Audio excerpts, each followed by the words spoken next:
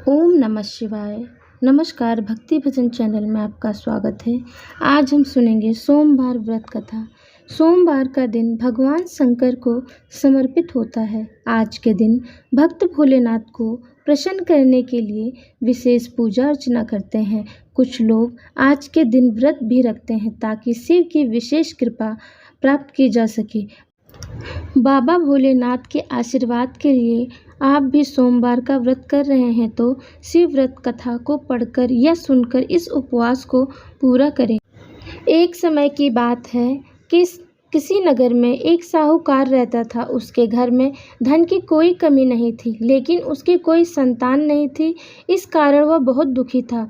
पुत्र प्राप्ति के लिए वह प्रत्येक सोमवार व्रत रखता था और पूरी श्रद्धा के साथ शिव मंदिर में जाकर भगवान शिव और पार्वती जी की पूजन करता था। उसकी भक्ति देखकर एक दिन माँ पार्वती प्रसन्न हो गईं और भगवान शिव से उस साहूकार की मनोकामना पूर्ण करने का आग्रह किया। पार्वती जी की इच्छा अनुसार भगवान शिव ने कहा कि हे पार्वती, इस संसार में हर प्राणी को उसके कर्मों का फल मिलता है और जिसके भाग्य में जो हो उसे भोगना ही पड़ता है।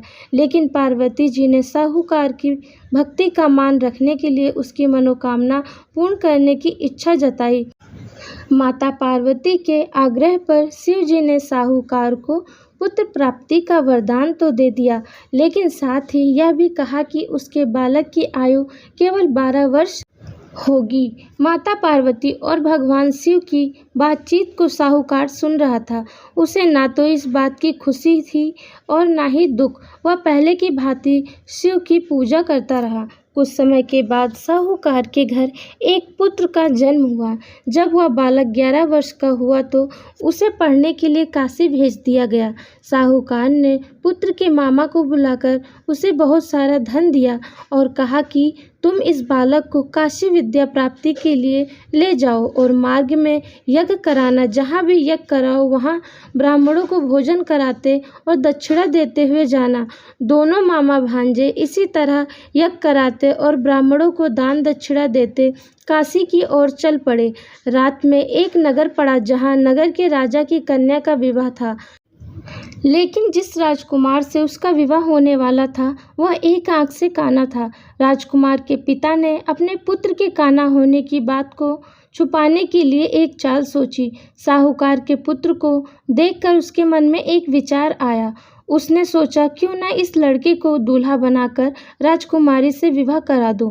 विवाह के बाद दोनों को धन देकर विदा कर दूंगा और राजकुमारी को अपने नगर ले जाऊंगा। लड़के को दूल्हे के वस्त्र पहनाकर राजकुमारी से विवाह करा दिया गया, लेकिन साहूकार का पुत्र ईमानदार था। उसे यह बात न्याय संगत नहीं लगी।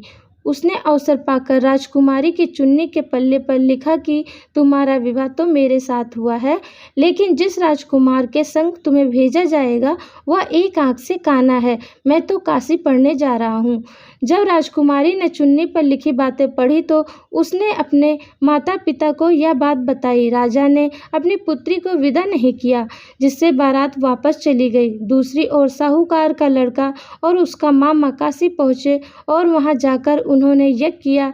जिस दिन लड़के की आयु 12 साल की हुई उसी दिन यज्ञ रखा गया। लड़के ने अपने मामा से कहा कि मेरी तबीयत कुछ ठीक नहीं है।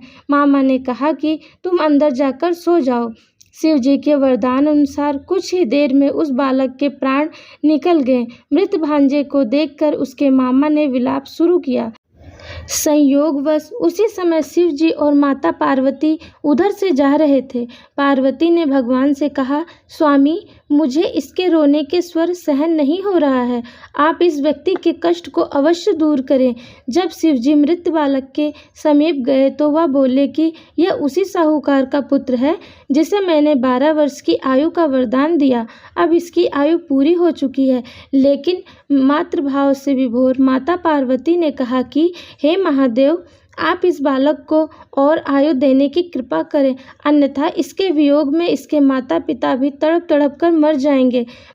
माता पार्वती के आग्रह पर भगवान शिव ने उस लड़के को जीवित होने का वरदान दिया। शिव जी की कृपा से वह लड़का जीवित हो गया। शिक्षा समाप्त करके लड़का मामा के साथ अपने नगर की ओर चल दिया।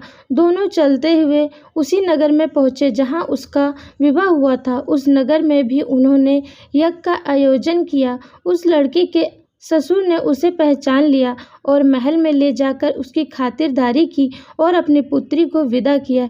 इधर साहूकार और उसकी पत्नी भूखे प्यासे रहकर बेटे की प्रतीक्षा कर रहे थे। उन्होंने प्रण कर रखा था कि यदि उन्हें अपने बेटे की मृत्यु का समाचार मिला तो वह भी प्राण त्याग देंगे, परंतु अपने बेटे के जीवित होने का समाचार पाकर वह बेहद प्रसन्न हुए।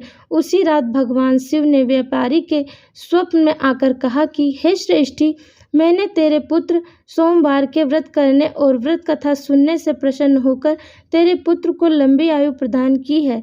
इसी प्रकार जो कोई सोमवार का व्रत करता है या कथा सुनता है और पढ़ता है, उसके सभी दुख दूर होते हैं और समस्त मनोकामनाएं पूर्ण होती हैं।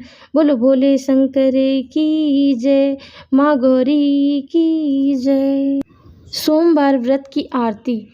ओम जय शिव ओमकारा, प्रभु हर शिव ओमकारा, ब्रह्मा विष्णु सदा शिव अर्धांगिनी धारा। ओम जय शिव ओमकारा, एकानन चतुरानन पंचानन राजे, हंसानन गरुड़ासन वृषवाहन साजे।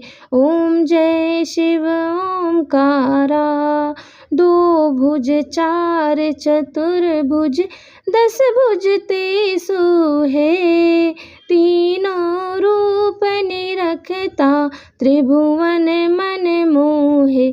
ओम जय शिव ओमकारा, अचमाला वनमाला मुंडमाला धारी, चंदन मृग मद सोहे, भाले शशिधारी। ओम जय शिव ओमकारा, श्वेतांबर पीतांबर बागांबर अंगे, सनकादिक ब्रह्मादिक भूतादिक संगे। ओम जय शिव ओमकारा, कर में श्रेष्ठ कमंडल चक्र त्रिशूल धरता, जग करता जग हरता जग पालन करता। जय शिव ओमकारा, ब्रह्मा विष्णु सदा शिव जानत अविवेका, प्रणवाक्षर के माध्य ये तीनों एका। ओम जय शिव ओमकारा, त्रिगुण शिव जी की आरती जो कोई नर गावे, कहत शिवानंद स्वामी मन वांछित फल पावे। ओम जय शिव ओमकारा, प्रभु हर शिव ओमकारा।